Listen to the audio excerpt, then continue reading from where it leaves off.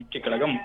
அஇஅதிமுகவுடன் கூட்டணி அமைத்து போட்டியிடும் என்று பிரபல செய்தித்தாள் ஒன்றில் வெளியான செய்தி உண்மைக்கு முற்றிலும் புறம்பானதாக இருப்பதாகவும் அடிப்படை ஆதாரமற்றது என்றும் அக்கட்சியின் பொதுச் செயலாளர் என் ஆனந்த் அறிக்கை ஒன்றை வெளியிட்டிருக்கிறார். இந்த அறிக்கையில் தமிழக வெற்றிக் கழகத்தின் முதல் மாநில மாநாட்டில் கழகத்தின் கொள்கைகள், கொள்கை எதிரி, அரசியல் எதிரி, தேர்தல் நிலைப்பாடு குறித்தும் தமது உரையில் கழக தலைவர் விஜய் அவர்கள் தெளிவாக விளக்கமாக எடுத்துரைத்துள்ளார். கழக தலைவர் அவர்களின் வழிகாட்டுதல்படி தமிழக வெற்றிக் கழகம் வருகின்ற 2026 சட்டமன்ற தேர்தலில் பெரும்பான்மை பலத்துடன் வெற்றி பெற்று ஆட்சி அமைப்பதற்கான அனைத்து வியூகங்களையும் வகுத்து தேர்தலை சந்திக்க தயாராகி வருகிற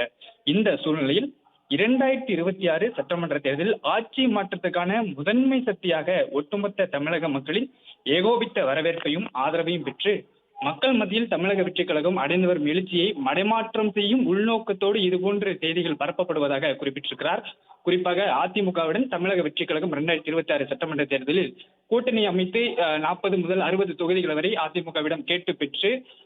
அந்த 2026 சட்டமன்ற தேர்தலில் போட்டியிடும் என்று வெளியான தகவல் முற்றிலும் உண்மைக்கு புறம்பானதாக இருப்பதாகவும் மக்கள் மத்தியில் தமிழக வெற்றிக் கழகம் அடைந்து வரக்கூடிய எழுச்சியை மடைமாற்றும் உள்நோக்கத்தோடு அடிப்படை ஆதாரமற்ற தகவல்களை கொண்டு அதிமுகவுடன் தமிழக வெற்றிக் கழகம் கூட்டணி என்று தொடர்பு படுத்தி பிரதான தமிழ்நாடுகள் ஒன்று உண்மைக்கு முற்றிலும் புறமான தகவல்களை கொண்டு நேற்று தலைப்பு செய்தி வெளியிட்டுள்ளது என்றும் இந்த செய்தி முற்றிலும் தவறானது, ஆதாரமோ அடிப்படையோ அற்றது என்று தமிழக வெற்றிக் கழகத்தின் பொதுச் செயலாளர் ஆனந்த் அறிக்கை ஒன்றை வெளியிட்டிருக்கிறார். ஊடகங்கள் மற்றும் சமூக ஊடகங்கள் வாயிலாக அரசியல் விமர்சகர்கள் என்கிற போர்வையில் உள்நோக்கத்தோடு தான் தோன்றித்தனமாக சிலர் தெரிவிக்கும் பொய்யான கருத்துக்களின் அடிப்படையில்